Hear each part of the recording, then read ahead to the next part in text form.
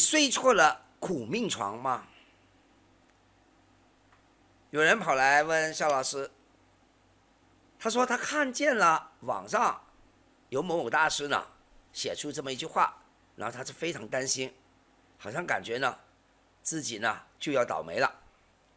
事情是这样子的，这位大师呢就发了一篇文章，然后就说了什么叫做苦命床呢？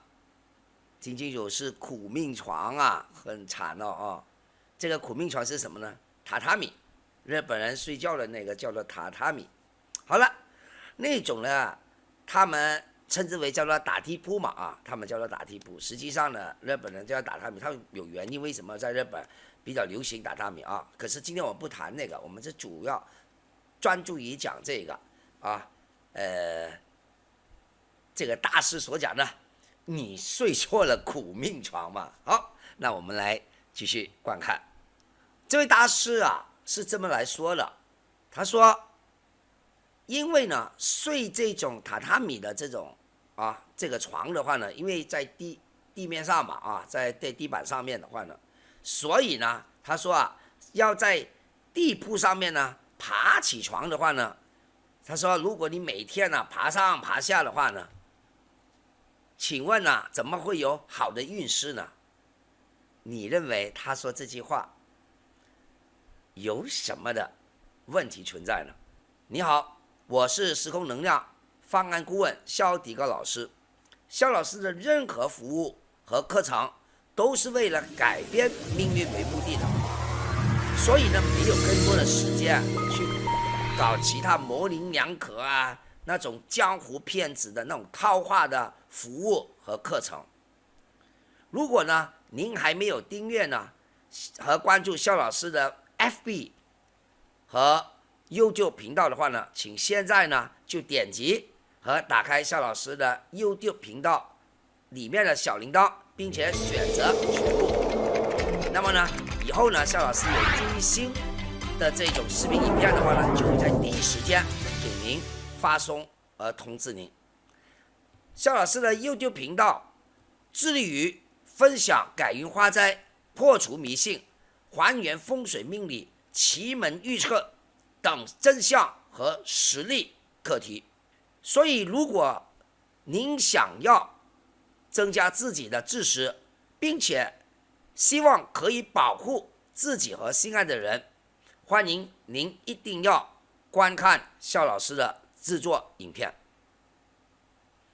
好了，那我们回到来，刚才我们讲这个大师说，因为你睡榻榻米的话，你要爬上爬下，这个是他们讲了不是我讲了。我就很纳闷了，睡榻榻米，我们中文里面哪有叫做爬上爬下？爬，它是爬上爬下是吗？爬下去还是爬起来？爬下去呢，还是爬上爬下？如果是楼层上面的话，我们就爬上去嘛。那反正这个就是他的原话他认为说爬上爬下的话呢就没有好运势，他们认为的。然后呢这位大师呢，我告诉大家他是怎么样来做的他说风水呢就讲工整。继续看一下这种大师呢在忽悠大家了。开始他说风水是讲究工整，简直是胡说八道。如果风水讲究工整的话，这大师去给人家看阴宅的时候，有什么左青龙右白虎，就这边高那边低的话，那叫工整吗？他说这种像房子一样正正方方的那个睡的那个床才叫做好，才是叫做好风水。这个是他们讲的他说风水讲究工整，由于睡榻榻米的需要每天爬起床，所以呢就会让人睡得不工整。给他讲的风水上上床要像上床，下床呢要坐到床边，这样呢才叫做工整。这些人脑子什么话都敢说出来。我跟你说，搞风水命理什么不厉害？吹牛最厉害。OK， 那你说肖老师你们吹牛，那大家拿出来看就知道了嘛。哎，所以你看，现在肖老师拿着这个扇子啊，来给大家来说书啊，看看风水命里面的骗子是怎么样来拿着风水的这个旗子啊，那个幌子呢，招摇撞骗。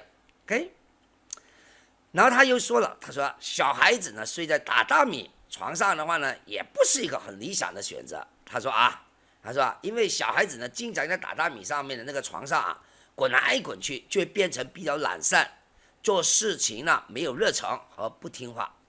我我就是想告诉大家，这个大师我不认识他啊，可是呢这个大师呢，我在估计啊，他应该是一没有小孩，二的话呢没有照顾过小孩。如果他有小孩，有照顾过小孩的话，都知道小孩子啊，就说明小孩他不滚来滚去，滚来滚去的叫做懒散吗？他的是说赖床，还是说滚来滚去？那是两种概念。小孩子如果完全不动的话，那小孩子那有问题了。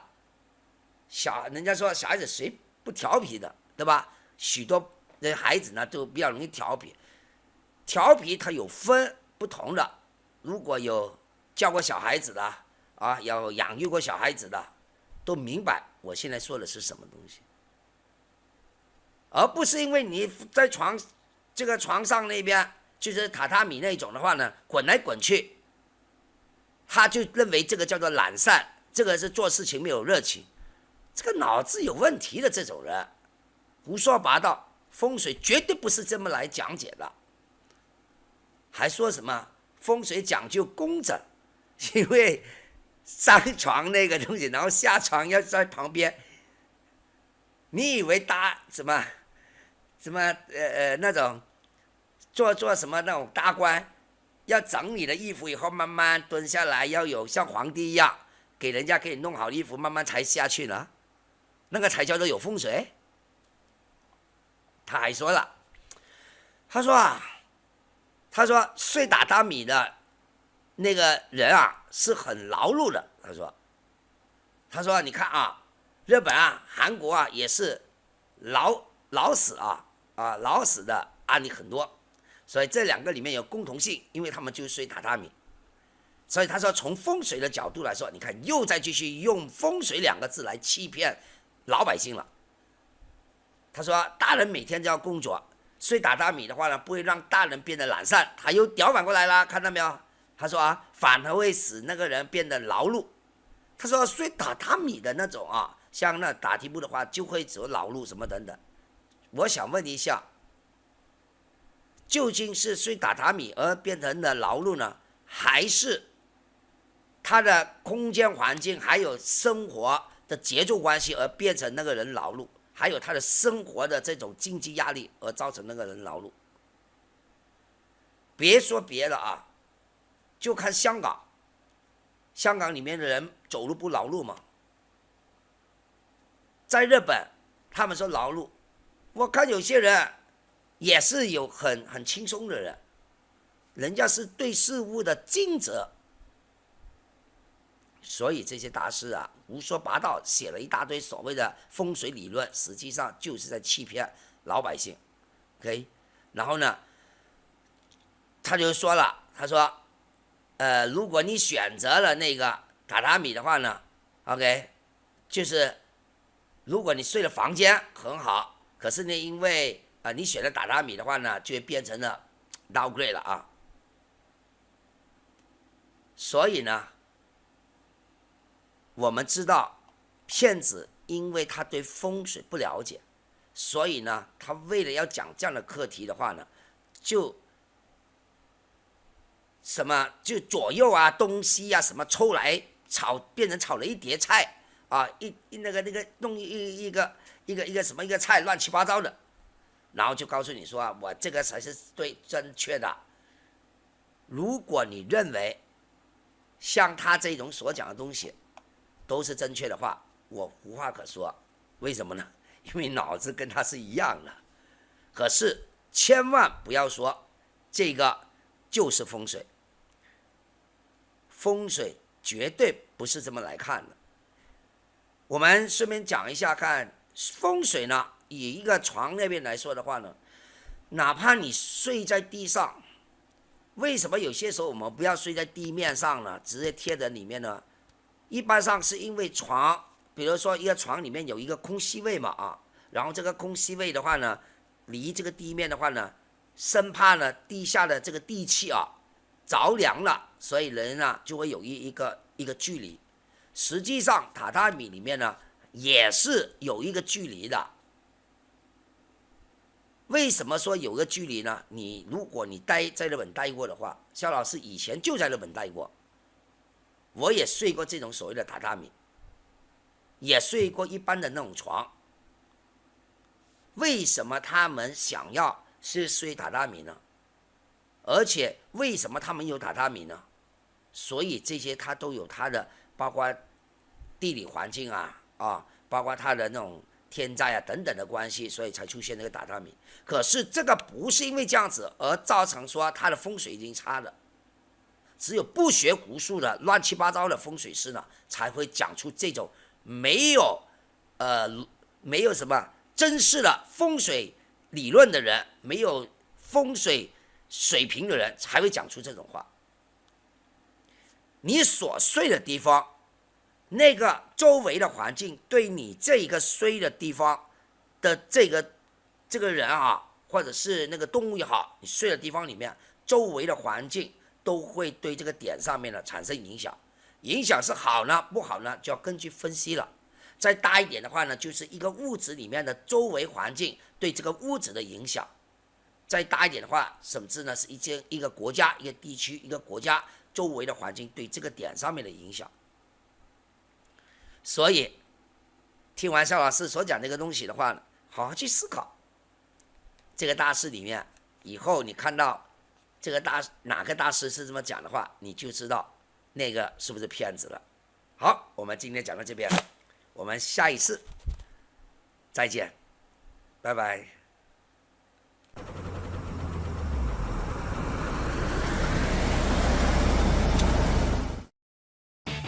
欢迎在肖老师的粉丝页风水奇门 Master 肖你点赞及优先关注。